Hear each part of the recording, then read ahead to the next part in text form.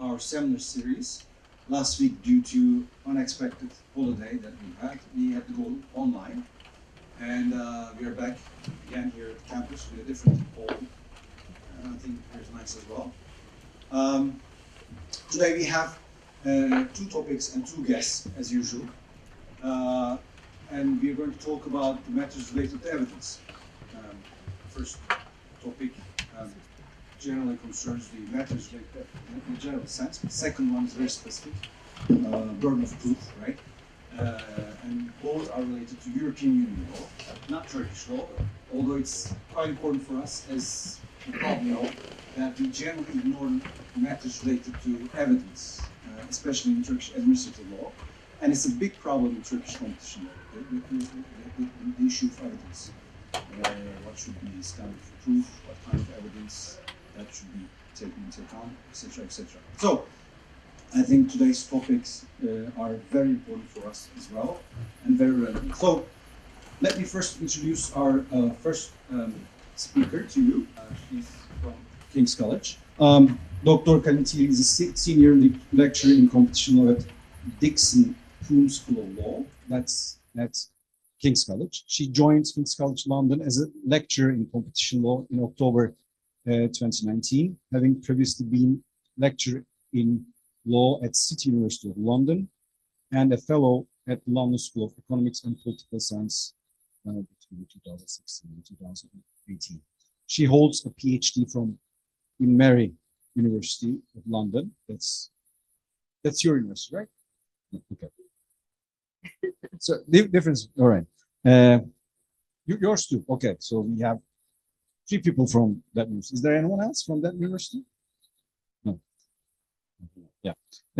And LLM in commercial law from the University of Cambridge, and an LLB from the University of Athens. So we have 2 speakers from Greece this semester. Perhaps you have looked at the program. Makis is from Athens, probably. I think the Greeks dominate the That's very true.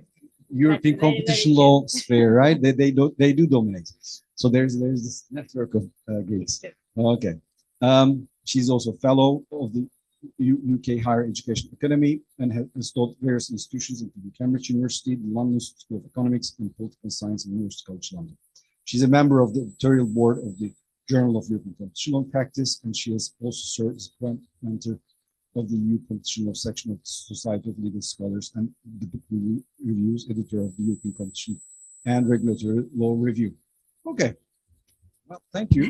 That is a great CV, and I'd like to thank you for coming here and accepting our invitation to come here. And we're eager to listen to you now. You have 40 minutes. Enough so that we have that. Thank you very much. Wonderful. Good afternoon, everyone, and thank you very much for the kind invitation. It's my second time here in Istanbul. Unfortunately, I won't be able to stay for long, but I'm really excited to be back. And also, I must congratulate you on this wonderful series. So the topics all look very interesting and very topical, and I'm really honored to be part of the program this year. And what I'm going to talk about is a topic that is really very close to my heart, if anything because I spent too much time thinking about these issues, and that is evidence matters, questions of evidence in competition enforcement, with a focus on the EU system indeed. And what I'm hoping to do today is, first of all, briefly explain why evidence laws matter in competition enforcement. Also outline what the evidence rules do, the core evidence rules do, and what they are in the EU system. Also, I want to highlight some common misconceptions, in my view, around standard of proof and presumptions, because I find that these misconceptions often confuse discussions about the optimal design of substantive and evidentiary laws in competition enforcement. And then fourthly, I want to highlight some challenges that I see and some prospects as well going forward, given recent developments in doctrine and also policy. So let me start with the first point. why evidence rules matter in competition enforcement. And I think the answer is quite simple. Of course, the substantive rules outline what is prohibited. So, Article 1.1, for instance, in the agreements with respect competition are prohibited by the text. 1 or 2 says abuse of the dominant position are prohibited, of course, and then likewise in the merger regulation, we have some substantive rules that say that mergers that would significantly invade effective competition in the common market are not allowed. However, in addition to satisfying the elements of these substantive rules, the European Commission in particular, but any authority in general, must also satisfy the applicable evidence. And the applicable evidence rules indicate, first of all, who must prove something, and that happens for the allocation of the burden of proof. We also have rules on when the evidence is enough to be accepted as proof of an allegation, and that happens with the setting of the standard of proof. Then another question for us is what information the parties may produce in order to prove their argument. And here we have perhaps rules around the admissibility of evidence, what information is admissible as evidence. And then we also have rules on how to assign probative weight to different types of evidence. And these are rules and principles around the probative value of different pieces of information. I think given the nature and their function, the applicable evidence rules are informed by, but also have a direct impact on 3 fundamental values, and that is accuracy, efficiency, and fairness. And ideally, we want evidence rules that ensure that competition decisions will be perfectly accurate, if at all possible, will be reached in as efficient manner as possible, and will be made as fairly as possible. So the ideal is to try to maximize these 3 values through the design of the different evidence rules. But of course, that's an ideal. And in reality, these values may not be fully attainable. It may not be possible fully to materialize them, and sometimes they may not be aligned either. So trying to promote accuracy, for instance, may come at the expense of efficiency, or promoting efficiency may come at the expense of fairness, and so on. And just to give you, just to explain that point perhaps a little bit more, we want our decisions, of course, to be factually accurate, no doubt about that, but there is a limit naturally in terms of how much time and how much resources authorities and courts may spend in order to ensure that factual accuracy. So in that case, we may settle for something less than perfect accuracy in our decisions, and that happens usually through the setting of the standard of proof. And then when you settle for something less than perfect accuracy, there's always a risk of getting it wrong. And when you get it wrong, there are some costs involved. So part of the function of the evidence rules is to allocate these costs of a risk, this cost of a potentially mistaken ruling between the parties. So who has to bear the consequences of a potentially mistaken decision, given the fact that factual accuracy, absolute certainty, may not be attainable. So that's an important function of the evidence rules, in particular, the burden of proof. But more broadly speaking, if you think about it, insofar as they are informed by accuracy, efficiency, and fairness, the applicable evidence rules may very much affect the effectiveness of enforcement, but also the legitimacy of enforcement. And again, I think it's quite clear why, depending on how they have been calibrated, the applicable evidence rules may make it more difficult or more easy for an authority to intervene, and also may affect, for instance, the quality of the decisions themselves, so what we would call output legitimacy, but also the very process through which decisions are adopted, what is called throughput legitimacy. So the applicable evidence rules, I guess, bottom line is they matter in competition enforcement, and they matter a lot. So they're very important. Now, having said all that, I think in recent years, there has been a broader concern, if I may call it that, that the evidentiary requirements for the European Commission in particular, but perhaps for competition authorities in general, have increased. And as a result, it's become very difficult, even too difficult for some people perhaps, for the European Commission or competition authorities in general to prove their case.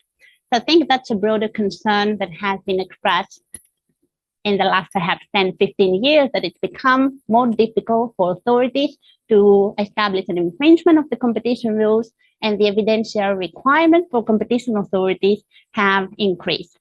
And I think in a way, this concern is not, of course, entirely invalid or unjustified. I was meaning to reverse the sequence of the slide, but I want to show you this slide first, because the intersag, I think, kind of exemplifies to a great extent many of these concerns. As many of you will be aware in this room, this case has been ongoing for 20, 25 years. Now, the Commission adopted a decision prohibiting in-house exclusivity rebates, finding that they amount to an abuse of dominance. As part of the decision, it carried out this infamous insufficient competitor test. The decision has been challenged before the EU court, and eventually the General Court, en renvoi, hearing the case once it was sent back to it from the Court of Justice, it annulled the Commission decision, among others, finding that the Commission made various mistakes in its assessment of the evidence. So the evidence it took into account in order to determine the contestability of demand, and the fact that it used a shorter period of time as a reference point to prove the effects of the infringement for a longer period of time. So there were some mistakes that the courts spotted in the Commission decisions in terms of how the authority assessed the evidence. And I think this annulment, of course, an annulment is not on its own a bad thing, right? So I'm not meaning to suggest that the fact that the decision was annulled was a bad thing, the court got it wrong, far from it. But my point is more that I think these kind of proceedings and these kind of cases have reinforced this feeling that it's become too difficult for an authority to prove a case. And going back to my previous slide, I think, again, that's not entirely unjustified as an impression.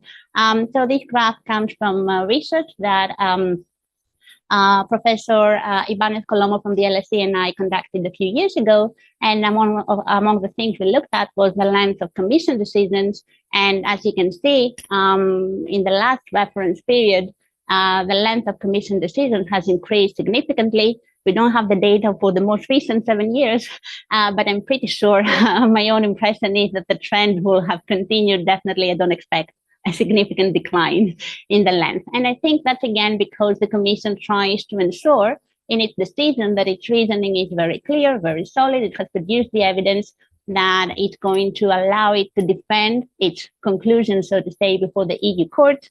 And that is manifested in longer and longer decisions, but also I would say probably longer and longer judgments as well. Right, so we are faced with this concern. I think to better understand and evaluate the merits of that concerns, but also evaluate the merits of possible solutions, we need to go back a little bit and understand what the evidence rules do, what they are, and also understand a little bit, I think, the misconceptions that I mentioned. So let me move to the second part of my presentation. And what I want to do is I want to explain a little bit some of the key concepts we are using. And in particular, I want to focus on the concept of the burden of proof, the standard of proof, and the concept of presumptions. And starting with the concept of the burden of proof, essentially, this is a rule that tells us who has to prove something. And it has two manifestations. The first manifestation is the so-called legal burden. And the legal burden indicates who must prove the constituent elements of an offense or a defense in order to win the case. And it remains with the same party throughout the proceedings. Whereas the evidentiary burden tells us who must produce evidence of something, and it may shift back and forth during the proceedings as the parties exchange arguments and evidence. And in EU antitrust cases, as is well known, the legal burden is allocated actually in Article 2 of Regulation 1/2003. That's the only evidence rule that has been harmonized through Regulation 1/2003. And as we probably all know, this article simply states it's for an authority to prove an infringement of 101(1) or 102, and it is for the undertaking to prove the defense of Article 101(3). Now, the text of Article 102, as we know, doesn't include a similar 102(3) paragraph, but the EU courts, in particular the Court of Justice in post-Denmark 1, essentially introduced a similar efficiency defense, and the burden of proof with respect to that efficiency defense rests with undertakings also in the context of Article 102. And a similar allocation of the legal burden one may see in merger cases. This is not set in the EU merger regulation, but we can retrieve that from case law. And basically, the EU courts have explained that it is for the European Commission to prove that a concentration should be clear or should be blocked. So the Commission in merger cases has a symmetrical legal burden to either clear or block a concentration. So they cannot just say, oh, I don't know, I'm not going to make a decision. And then it is for the merging parties to produce evidence of efficiencies. And overall, I think so far so good. This allocation is in line with the general principles that the party who claims rather than the one who denies has to prove something. And also the general idea that the party with the better access to information, the party within its sphere of knowledge, the information lies, should have an obligation to produce that information. So that's about the burden of proof. Now, moving to the standard of proof, in order to discharge the burden of proof, the party must produce evidence that satisfies the standard of proof, okay? And common law and civil law systems tend to conceptualize this rule in different ways. But generally speaking, I think the standard of proof indicates what degree of probability or belief is sufficient for the evidence to be accepted as proof in the eyes of the law. For that reason, the standard of proof may range on a spectrum. So it may take different values depending on how it has been set. So for instance, we may have a plausibility standard of proof, balance of probabilities is a bit higher, beyond any reasonable doubt, the typical criminal standard of proof. And then, you may think of other possible formulations, so to say, of the standard of proof, whether around probabilistic language or whether around language based on belief, degrees of conviction, degrees of belief, like firm conviction, suspicion, and so on. So it may range on a spectrum. And when we look at how the standard of proof has been set in EU antitrust cases to begin with, clearly, this is informed by the presumption of innocence. So the presumption of innocence applies to antitrust enforcement because of the quasi-criminal nature of antitrust fines. The EU courts have made that very clear. Any doubt is to benefit defendant undertakings. And I think the best formulation of the standard of proof in antitrust cases is that the Commission must produce evidence to support the firm conviction that an infringement has occurred. So it seems to me that the firm conviction language is the one that perhaps more accurately reflects the standard of proof in antitrust cases in the EU. And it is a high standard of proof, no doubt about that. Now, in merger cases, the applicable standard of proof has been unclear for quite a long time, up until CK Telecoms. And in that case, the EU courts explicitly addressed the question of the standard of proof that applies to mergers, and they actually disagreed. So the General Court said that the standard of proof should be strong probability. The Commission must produce sufficient evidence to demonstrate with a strong probability the existence of a significant impediment to effective competition. And then the case went to the Court of Justice. Unsurprisingly, the Commission challenged the first instance judgment on that point, and the Court of Justice sided with the authority, and it said that's too much to ask in the case of mergers. The relevant standard of proof should be that the Commission should demonstrate that it is more likely than not that the concentration would or would not significantly impede effective competition. So we now have some clarity about the standard of proof in merger cases as well. One important point I want to make is that what the standard of proof is must be distinguished from the question of how it can be satisfied. So what the standard of proof is, how it's been set, is a different question from the question of how you can actually satisfy it. And the reason why I wish to emphasize this point is because the standard of proof does not change depending on the type of conduct that you have, depending on the type of provision that you apply, 101 or 102, but remains the same. So evidence laws are rules in a sense of horizontal application. So they remain the same. They do not change depending on the type of practice. And I wish to emphasize this point because I think sometimes when we talk about competition law, we say, for instance, different standards of proof apply to different types of unilateral conduct, and that's not quite accurate language. Rather, what happens is that different factors may affect how easy or difficult it will be for an authority to satisfy the standard of proof as it has been set. So once it has been set and we are happy or not, perhaps with the way it has been set, then different factors may affect how easy or difficult it will be to discharge it. And this will depend on the standard of proof itself. So it's more difficult to show beyond any reasonable doubt compared to a balance of probability standard of proof, naturally. It will depend on how strict the legal test is, how strict judicial review is.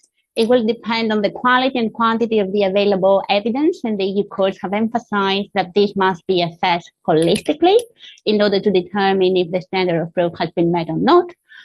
It will depend on the complexity of the issues to be proved. Again, the EU courts have made the point that the more complex the issue to be established, of course, naturally, the more difficult it will be to satisfy the standard of proof.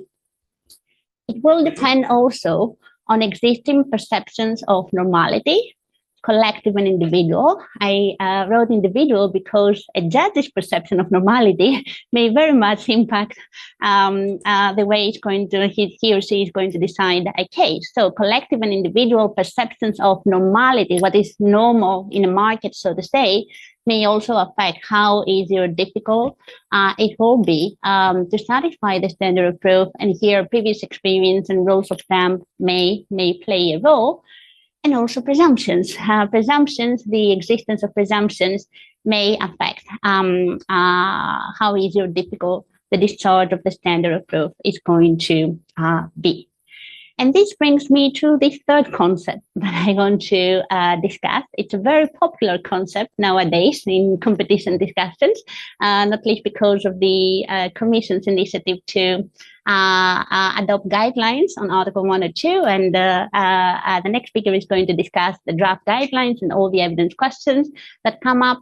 But basically, I really find that oftentimes when we talk about presumptions, we don't have a clear sense of what they are and what they do. And a presumption is simply a mechanism for proving something that you don't know based on something that you do know.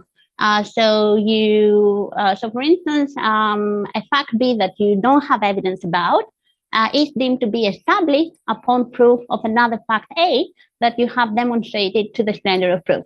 That's really what a presumption is. So if fact A is true, then fact B is presumed to be true as well for evidence purposes. And a presumption has two important features, I think. The first one is that the presumed inference is mandatory. So the judge has to apply it. So it's not the same as merely a perception of normality.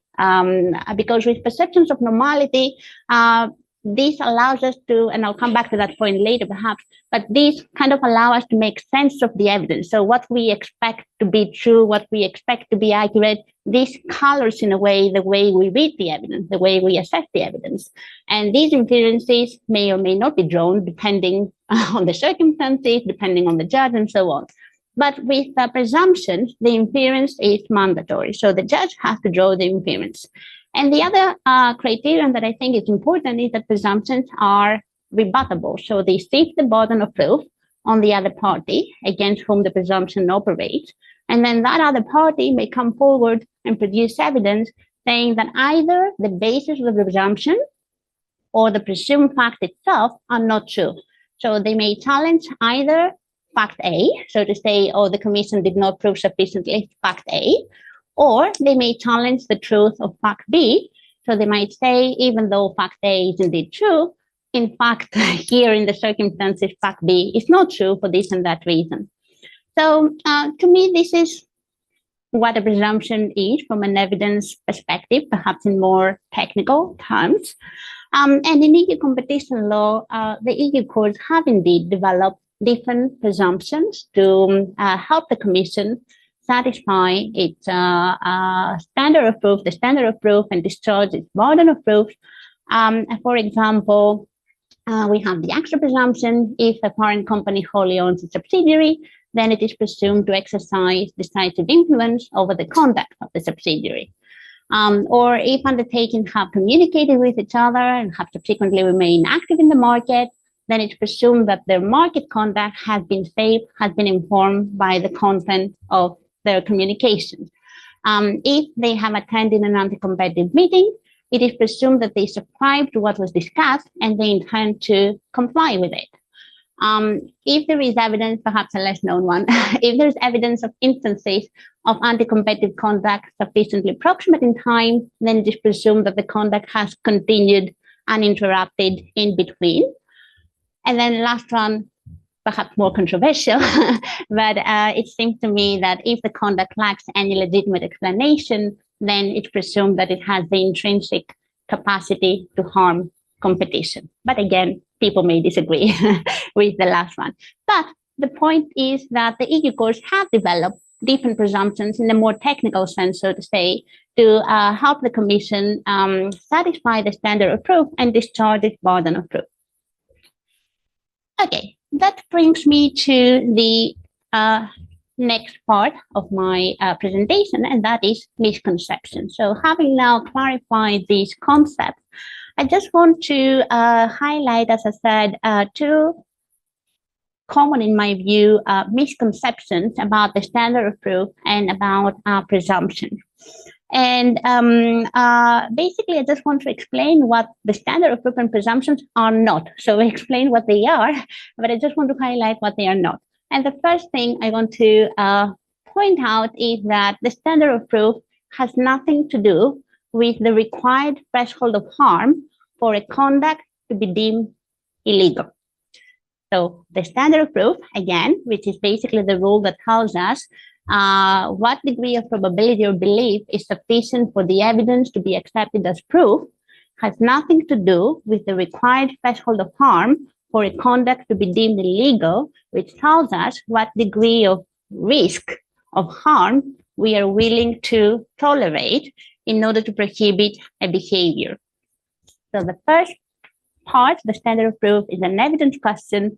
The second part is a substantive law question. So it's a question about the design of the substantive rules. Now, to be fair, it's only natural that we tend to conflate these two different thresholds. And the reason is that we tend to think of them in probabilistic language, right? So we tend to think in terms of how likely something is to happen, you know, how sure we are something has happened or may happen. So I think because we think of this concept of these rules in probabilistic language, we sometimes tend to think that they are the same.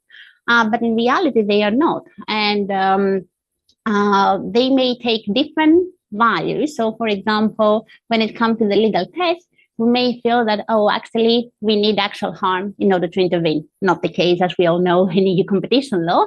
And then the discussion is what level of harm is sufficient for an authority to intervene. So going back to what I said previously, what level of risk we are willing to tolerate before intervening.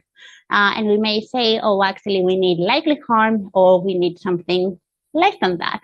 Capability of harm, another very popular concept lately.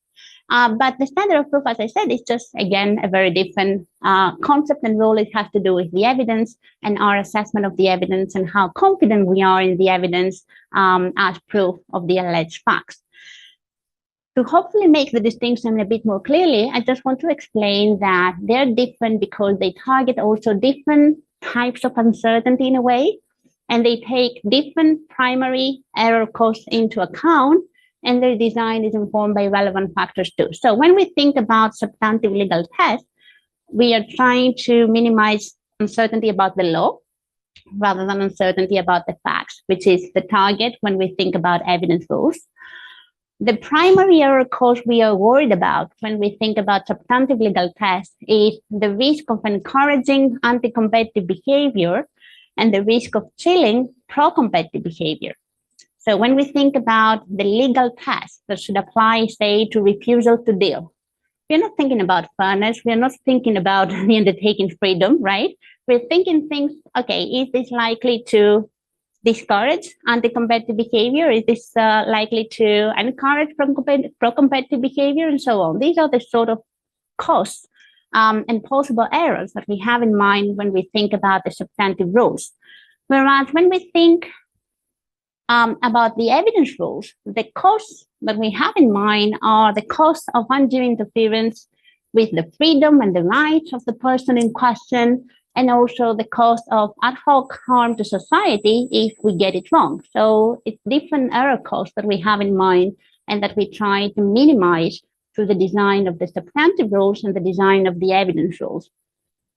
And the way we try to balance those different error costs, again, is different. We take different things into account. So, for example, when we think about the optimal legal test for tying or refusal to supply or whatever, we think about the nature of the practice in question, what we know about it from economics, and we think about the cost of enforcement, the cost of business compliance.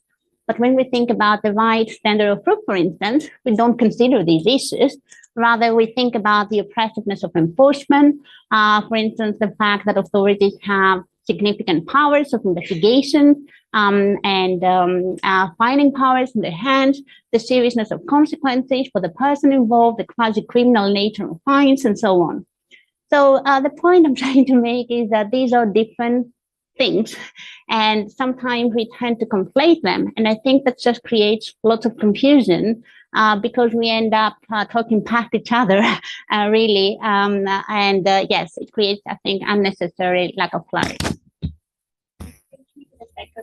Misconception, and to drop the mic yet again. Right. That's okay. Oh. Good. Right. As I was saying, this brings me to the second misconception, and that is that presumptions are not liability rules. And the reason why I'm saying that is because oftentimes, again, in discussions about competition law, we talk, for instance, about presumptions of unlawfulness, that certain practices are presumed to be unlawful, for instance, they're presumed to be illegal. And again, I find this language a bit confusing for two reasons. The first reason is that the way in which you may challenge a finding of liability and the way in which you may challenge a presumption is just different. So when you're trying to challenge a finding of liability, you will say either what I did was not wrong, or you will say, even though it was wrong, there is some excuse, some reason why my conduct should be excused. And that's how you challenge a finding of liability. But when you try to challenge a presumption, as I said before, essentially what you are going to say is either the basis of the presumption is not true, is not correct, or the presumed fact is not true, given the evidence at hand. So the thinking is very different, it seems to me. And also the decision whether to adopt a liability rule and the decision whether to adopt a presumption is informed by related but also different considerations. So the thinking is different. So when we adopt liability rules, generally these liability rules reflect empirical evidence, what we know about the merits of intervention from the perspective of deterrence and the perspective of harm prevention. So we're trying to prevent harm and we're trying to deter harmful behavior.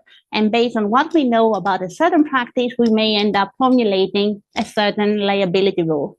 And then depending on how cautious we are, how averse we might be to risk, Sometimes we may embrace the precautionary principle and we may say, okay, even though we don't know enough, we will intervene even though we don't know because we are worried about what might happen if we don't intervene. So that's the sort of thinking behind the adoption of liability rules. But the thinking behind the adoption of presumptions is different. So when we are thinking about adopting a presumption, essentially what we are asking is the following. Based on what we know, is generally fact B true when fact A is true? That's the thinking. So based on past experience, based on common sense, is generally fact B true when fact A is true? And if that's the case, then we are fine to have a presumption because this is not going to affect the accuracy of our decisions because fact B is generally true when fact A is true, even if we don't have evidence of fact B. So it's not going to affect the accuracy of our decisions. It's going to make our decisions more efficient because we no longer have to prove fact B, which may be more difficult than proving fact A. And it may not be an issue from a fairness perspective either if the presumption is rebuttable. So if the other party can always challenge the presumption. And the fact that the presumption is difficult to reverse doesn't mean it's unfair. It probably means that it's been adopted for good reasons. It means that it has very strong positive and normative foundation. So there is a very good reason to have the presumption based on past experience, and there is possibly a good policy reason as well to have the presumption. Just to give you a very simple example of a presumption that is common in many systems, if you've been absent for 7 years, I think is normally the threshold, you're presumed to be dead. Well, quite an extreme example, but you can see the kind of simple formulation and also the positive foundation. Yes, if nobody has heard from you in 7 years, perhaps, yes, you have passed away, and the policy rationale as well, your affairs need to be settled somehow, so there's good reason to have this presumption. And how to challenge it? Either you will show that someone has seen you in the last 7 years, or you're alive, here you are. So the presumed fact is not true. So going back to the misconception again, I think, as I said, in discussions around competition law and enforcement, there is this tendency to conflate presumptions and liability rules, the standard of proof, and the threshold of harm required for intervention as a matter of substantive law. And I think this just creates confusion in the discussion. Okay, which brings me to the last part of my presentation. I think, as I said again, it's important to keep these concepts and misconceptions in mind to better evaluate the merits of the concern that the applicable evidence rules have increased over time. And it's for that reason that the Commission is finding it much harder to demonstrate infringement and thus affect the effectiveness of enforcement and so on. And I think when one looks at the case law and the legislation, of course, the evidence rules have not really changed over time. So I don't think the problem lies in the fact that the evidence rules as such have changed, but something has changed indeed. And the first thing that has changed is the question of what the Commission has to prove, the substantive law. And this changed, of course, with the shift towards a more economic approach, because now it's become much more difficult for an authority to demonstrate that a practice restricts competition, or even more so, amounts to an abuse of a dominant position, because of the Commission's commitment to assess the effects of a practice on competition in every single case, and to engage in detailed and complicated, sophisticated economic analysis and evidence, and the Commission has accepted as much itself. So in a sense, the more economic approach was meant to rationalize and legitimize competition enforcement, to provide an expertise-based framework for authorities to conduct the legal analysis. And it's been a positive development. Again, don't get me wrong, I'm not complaining about the more economic approach, but I think it's important to recognize that in certain respects, it has backfired. It has backfired for the reason that I just explained. It now requires much more economic analysis, much more economic evidence. And the more complicated the assessment that you need to conduct, the greater the risk that you may get some things wrong, which is, I think, what has happened in the various annulment decisions we've seen. And the second, I think, reason why the more economic approach may have backfired to some extent is because it has tied EU competition analysis and enforcement to a specific economic paradigm, classical economics. And this may be good enough to explain competition in certain market structures and contexts, but it may not fare as well as we've seen to explain the dynamics of competition in more complicated contexts, such as digital ecosystems, as we've seen in more recent cases. And because of that, again, it becomes more difficult for the authority to explain why, in any given case, there is indeed an infringement and provide evidence of that. So that's one challenge in my mind.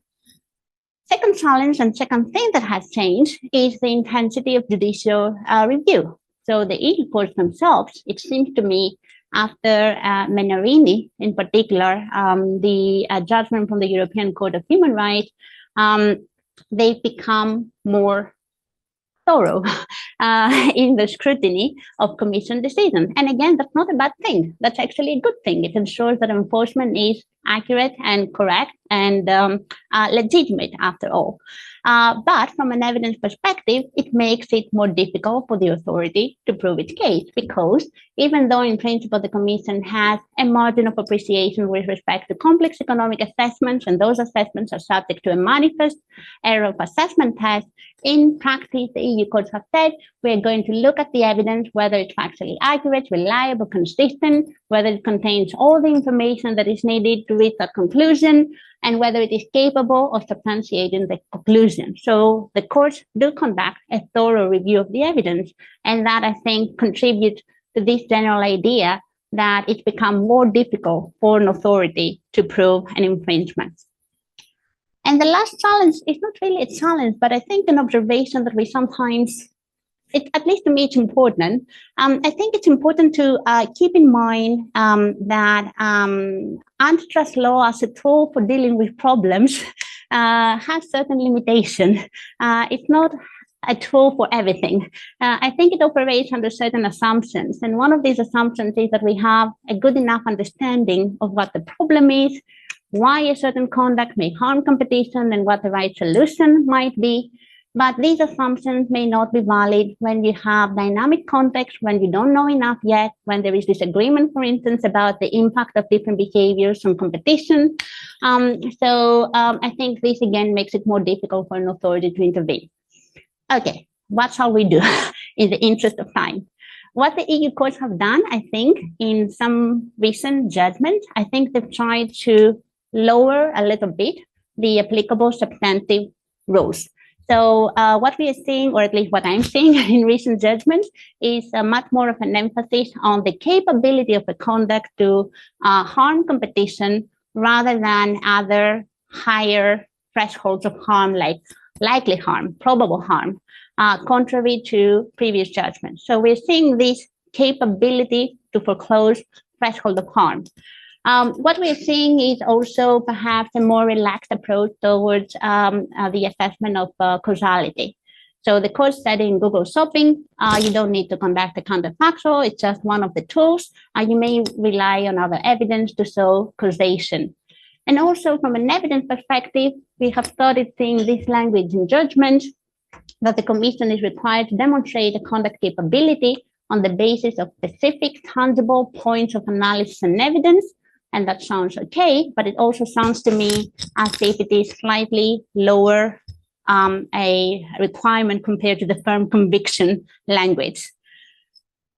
What has been the Commission response? We all know, of course, the response has been to adopt guidelines. The draft version was published in August, and the guidelines contain lots of novelties. There are some issues around the definition of abuse. The Commission itself identifies capability as the relevant threshold of effects.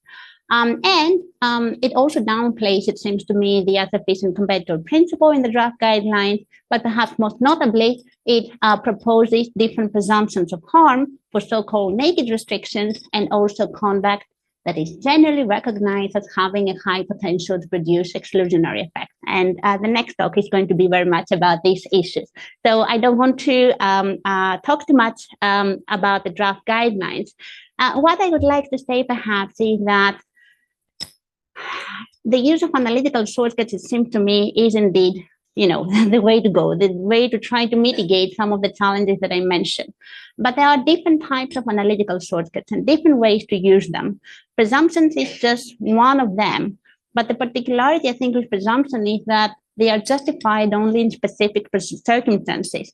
And the simpler the presumption, the easiest, right? If you've been absent for 7 years, you're dead. When you have a very complicated presumption, I'm not sure how much help it's going to be from an efficiency perspective.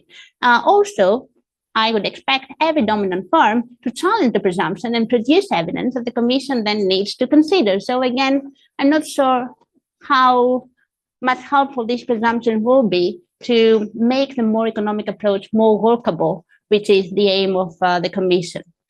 But such presumption may sometimes be helpful. What is also, I think, helpful, perhaps more helpful, is to think more about our perceptions of normality, what I call premises. So what kind of general rules, general guiding propositions might help us make better sense of the evidence. So we know, for instance, cartels are bad. This is a very straightforward and perhaps simple statement, but what other statements like that can we think of that can help us guide when we assess the evidence, when we evaluate conduct? And also proxies, what kind of imperfect indicators we can use to better structure and simplify competition analysis. So for example, the Commission has actually done that recently in the courts too. We've been relying on market shares based on sales and volumes for a very long time. This doesn't work in zero price markets. So the Commission has come up with new proxies to assess dominance. For instance, how much time users spend in apps, how many downloads an app has. So things like that can help us better structure the analysis beyond the traditional, I guess, benchmarks we've been using so far.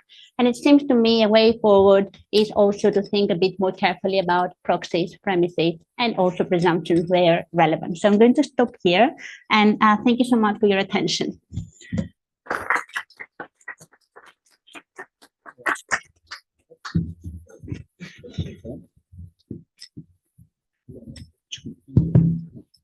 Thank you for this presentation. It was really enlightening. I'll have one question, but before that, I'll turn to you whether or not you have questions to address.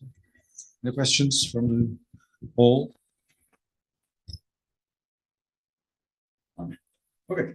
We have an interesting provision in our law.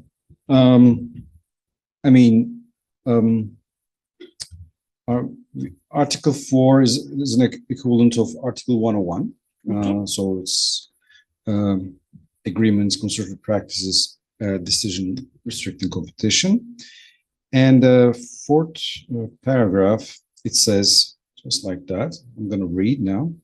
In cases where the existence of an agreement cannot be proved, a similarity of price changes in the market, or the balance of demand and supply, or the operational regions of undertakings to those markets where competition is prevented, distorted, and restricted, constitutes a presumption that the undertakings are engaged in concerted practice. We call it a presumption of concerted practice.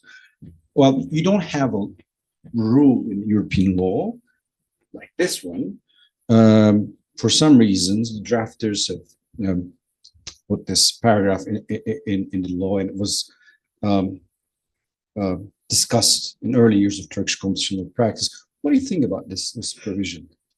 Because it seems to me that, just as you mentioned, it's a very complex presumption, and it's hard to come up with it's hard to prove this presumption to establish that the undertakings are in fact engaged in concerted practices. That's my takeaway from this. It's hard to prove the presumption or to rebut the presumption in your view? Both. Both.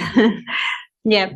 I think, yes, indeed, in EU competition law, we don't have such a presumption, but there was discussion in much older cases as to whether we should have such a presumption. So the presumption in question would be whether we can presume consultation, contact between undertakings from parallel economic behavior. So the fact that we are seeing undertakings behaving in a similar way in the market, charging similar prices or changing their prices in a similar way over time. And there is, of course, a huge discussion around that, whether we should understand the notion of an agreement or the notion of concerted practice from a purely effects perspective, or whether we should understand it from a communication-based perspective. I think the risk with having that presumption is probably that it may lead to inaccurate decisions if there is a good reason beyond communication between undertakings for what is happening in the market, because this can be explained in different ways, right? So I think that would be the one risk I would flag. I think from the undertaking perspective, it can be difficult to disprove it. I can think of a possible not explanation, but I can see why some people might like such a presumption, especially nowadays with the use of algorithms, right? So this goes back to this broader discussion that nowadays with the use of algorithms for pricing, tacit collusion may be much more likely, therefore much more of a problem. And even though in the past, we've been thinking that one-on-one is not the tool to handle this problem, we need to rely on one or two merger control to prevent monopolies or oligopolies. And now with the use of algorithms, we might have to rethink our approach. But I was not aware of that, to be honest, and I'm not aware of any other jurisdiction that has a similar presumption. That's unique to our world. Yes. So like you address that. Okay. Any other question? Zoom'da var. Tamam, Zoom'a geleceğim. Thank you very much for the speech. Actually, it refreshed my memory about these evidentiary issues. And I have a question. And you said that every year it gets more difficult for Commission to prove an infringement because of the case of like Intel. But as you said, this is partly because of a more economic approach. So it is about legal tests, not evidentiary issues, right? Right? Am I right? Yes. My question is this. For example, this is the problem, I think, in Turkey. For example, cartels have anti-competitive consequences. Even if it has some pro-competitive effects, it cannot balance its negative impacts. Okay, so if there's a cartel, then it should be prohibited. But how we can prove that there is a cartel? So this is about a standard of proof. Do you think it also gets more difficult for Commission to prove that there is really a conduct which, like cartel, will be anti-competitive? Because I think in Turkey, we have we have also problems regarding substantive issues. But I think we have more problem about proving that there is an anti-competitive conduct. Yeah, thank you for this common question. Yeah, I think that's a general challenge for authorities, because here the question is not if this is illegal or not. The question is more, did this happen? So it's more about detecting the illegal behavior. And as we know, authorities have been trying to increase detection rates through different policies. The leniency policy naturally is one of them. Cartel settlements are another procedure that has been introduced with the hope of facilitating cartel enforcement. I don't have an easy answer to that. And I think algorithms, again, have made authorities' life more difficult, because I think nowadays, even more so, undertakings are trying perhaps to hide evidence of illegal behavior. But perhaps there may be greater scope for more proactive investigative tools and efforts on part of authorities, greater reliance on market screens, for instance, as a possible way to detect cartel, at least in certain markets where collusion is a strong suspicion. Yeah. I don't have a perfect answer, I'm afraid. But yeah, I appreciate the concern. Maybe I should clarify myself. When I say this is a problem in Turkey, this is a problem from the perspective of undertakings, not from the competition authorities perspective. They don't, maybe they are not in a difficult situation to prove something, I think, in practice. Very easy to prove something. Yeah. Okay. And one piece of communication is sufficient to prove. All right. Yeah, Okay. it's But I think then that's very similar to the EU regime. But I may also say there are good policy reasons for that, in my view. Yeah. Okay, another question?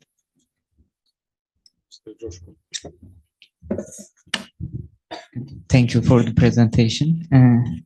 I have two questions. First of all, do you think via the DMA, the thresholds has actually been lowered with regards to the standard of proof and others because of their ex ante nature? I mean, I'm happy to answer that first.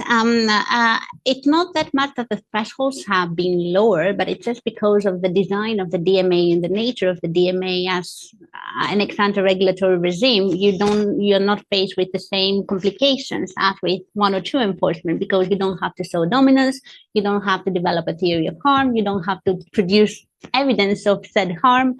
So in that respect, it's easier for the Commission to enforce the DMA compared to Article 102.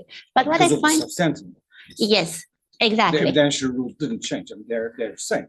No, but we do have some evidence-related rules, and these are the presumption for designation. Okay. And I think the general court judgment in ByteDance, so we have so far, as far as I'm aware, only one judgment, published judgment, whereby ByteDance challenged its designation as a gatekeeper, and they said, look, yes, we meet the presumptions, the quantitative thresholds in principle, but in reality, we don't satisfy the gatekeeper criteria. And one of the questions that the court discussed was the standard of proof for rebutting those presumptions, and that's very high, and for good reason. They've been in place for a good reason, as I said.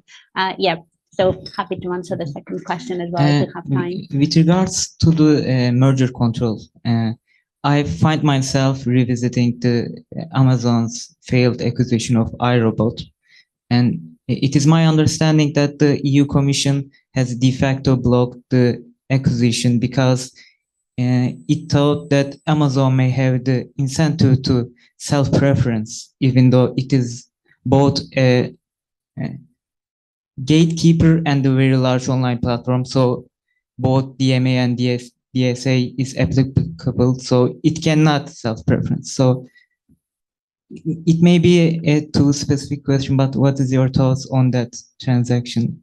I'm afraid that is too specific a question for me to have a thought, and yeah, I'm not too familiar with it, so I wouldn't want to say something that may be completely mistaken. So I will pass on that question if that is okay. Okay, thank you. Recorded, so you know. We don't want that. Okay, any other questions from the hall? No? All right, we have a question from the Zoom. Yes, Armanç? Well, thank you for the engaging presentation. You took us to a really good journey and revisit everything that we've been discussing about this issue. And the standard of proof issue, I think, is a very critical one in Turkey, which maybe needs a little bit more discussion. Cem Hoca has asked the question, and my question is maybe in a similar realm about the Turkish enforcement. Sometimes during our defense for undertakings, we see cases where the competition authority, especially in the lack of primary evidences and mostly having secondary type of evidences, maybe economic evidences or contacts where the competition authority cannot prove the content of the contact, only that there is a contact and some pricing data. So all these bits and pieces, sometimes our enforcers use this holistic approach, this is how they label it, and say that based on the evidences in the file, when we take a holistic approach on the evidences in the file, we think that there is or might have been an infringement, and this automatically shifts the burden of proof back onto the defense side. And mostly we are on the defense side, and it's really difficult to try and disprove something against a set of secondary evidences that are not maybe in and of themselves sufficient to prove it.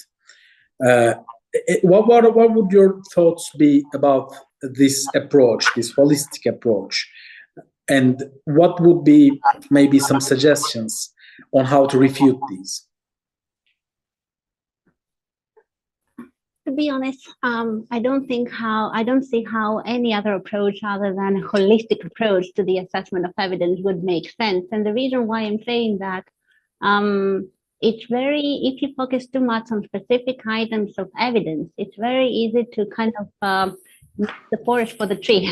And I think, to me at least, I'm not sure I should be saying that. To me, at least, for instance, the court judgment in CK Telecoms is an example of that, where the court basically took each piece of evidence separately and they said, oh, it's not good enough, it's not good enough, it's not good enough. Whereas when seen in consideration, in its totality, it may actually be good enough. But what I can say is that it seems to me that different types of evidence indeed do not carry the same weight, at least in EU case law. I think that's quite clear. So more complex, sophisticated, technical economic evidence always comes with certain limitation in terms of the assumptions behind the tests that are used, in terms of the availability of data, the reliability of the data, and even though in principle there is no hierarchy of evidence, so to say, in principle, every type of evidence is admissible and may be considered, it seems to me that in principle, these types of economic evidence have some limitations, and the courts so far have not necessarily assigned those types of evidence too much weight, and they tend to like more traditional types of information such as documents, surveys, things like that. But as regards, the principle of assessing the evidence in its totality, from my perspective, I don't see how any other approach would work. Although I appreciate this might make it more difficult, I guess, if you're a defense lawyer. Maybe on that, the holistic approach in and of itself is also, of course, acceptable, because individually, this evidence or that evidence would probably not be able to prove anything, and you need to take a holistic approach. But what we experience, or what I think we might be experiencing in some cases at least, is the replacement of evidentiary standards with the holistic approach, where the context is there, but the holistic approach fills in the gaps and establishes the violation. That's why, the concept of holistic approach is acceptable from an evidentiary perspective. I'm on the same page with you on that, but maybe the amount or the utilization of this approach in the path to the decision is or at least needs to be controlled, because it can quite easily push us into a wrong decision, or type 1 error, type 2 error type of discussion. So that was actually my point, but thank you for the answer. Thank you. Thank you very much. Another question? I think it seems that's all. Thank you for your presentation and for your answers. Thank you. Thank you for having me. It's a pleasure to host you here. Thank you. Thank you very much.